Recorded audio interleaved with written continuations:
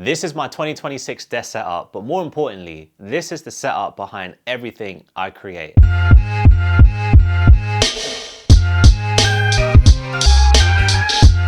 This is where I film my YouTube videos, consume entertainment, stream my Everything Lowery show, and honestly, where I spend most of my digital life. Over the past 18 months, I've upgraded almost everything.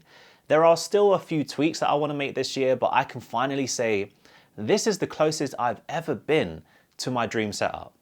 Let me show you how it all works. Let's start with the foundation, the desk. Now, I've gone through a load of desks over the years. IKEA desks, Amazon desks, even hybrid IKEA Amazon desks. And yeah, they were great for the time, but as my gear grew, so did the clutter. More cables, more chaos. It just wasn't sustainable. So I bit the bullet and I saved up and I picked up the Secret Lab Magnus desk, Gundam edition. And if you don't know about Gundam, get to know. But yeah, I'm not gonna lie, I never thought I'd spend this much on a desk, but after building it and living with it, I get it, man. This desk is amazing. It's incredibly sturdy, super spacious. Everything just feels clean and intentional. I can have all my gear on the desk without it ever feeling cluttered. It's also a sit-stand desk, which I actually use a lot more than I thought I would. But the real game changer for me, the cable management system. No wires hanging underneath, everything is hidden away. And the whole philosophy of my setup is simple. Anything I need should be within arm's reach.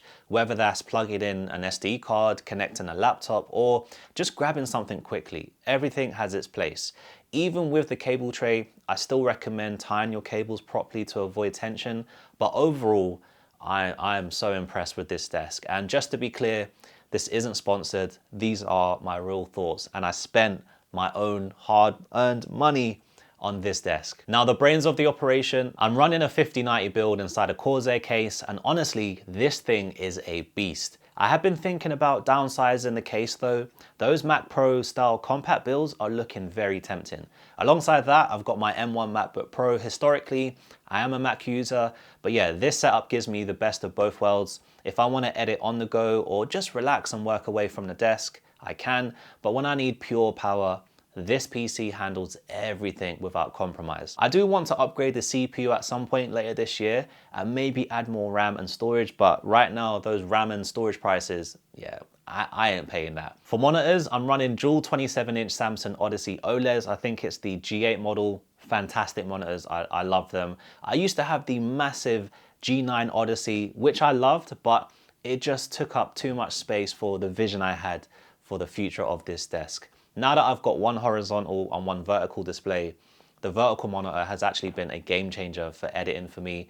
More windows, better workflow, and just a faster turnaround. Let me quickly talk about audio. I've got my Kanto or Cantu, hopefully I pronounced that correctly, YU2 desk speakers, and I love these things. They're small, clean, and don't take up too much space, but the sound quality is seriously impressive for their size. Perfect for editing, watching content, or just having something playing in the background. And when I'm locked in, either editing or gaming with the guys, I switch over to my DT 1990 Pro headphones. These are open back, so the sound feels way more natural and spacious compared to closed back or noise cancelling headphones. I actually used to use noise cancelling headphones for everything, but for long gaming sessions especially, they can get uncomfortable. These are just lighter and easier to wear for hours. But that said, if there's a wide version of something like the AirPods Max out there, let me know in the comments because, you know, I'm still on the hunt for that perfect balance of headphones. And this setup isn't just for editing, it's also where I stream my Everything Lowery Show. This is the show where I break down the latest movie and TV news, and this setup handles it all effortlessly. Now, for my creator gear, for a long time, I've been using the Elgato 4K cam, and it's been solid, plug and play, reliable, great quality in OBS especially. No complaints there, but the real upgrade is the Elgato prompter. This completely changed how I make content.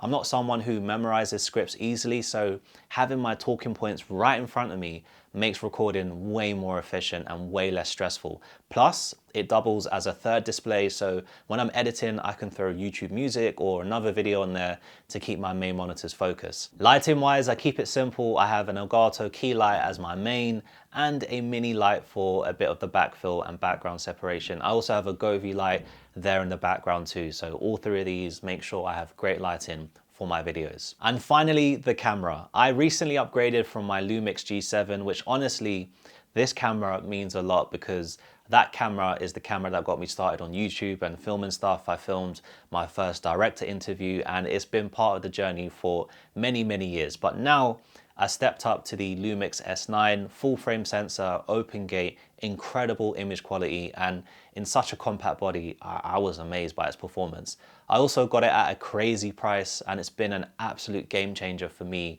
and my content. Now this setup isn't just for work and streaming, this is also what I use for entertainment. And in 2025, I properly got into PC gaming and yeah, I get it now. This is hands down the best way or my favorite way to play video games. I'm more of a story-driven gamer.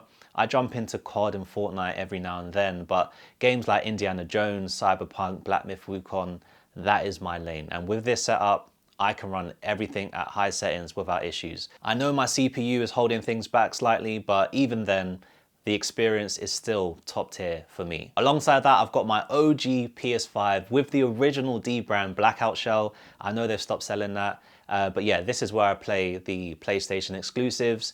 And right now I've been deep into Ghost of Yoti, what a video game. And then I have my Nintendo Switch 2, and I'll be honest, I didn't fall in love with it straight away. I even considered returning it, but right now, I can't put this thing down, man. This actually might be the console I'm enjoying the most right now. This setup has taken years to build, and for the first time, I feel like I've reached the point where everything just works the way I want it to. Of course, tech is always evolving, so this won't be the final version, but right now, this is the setup that powers everything that I do.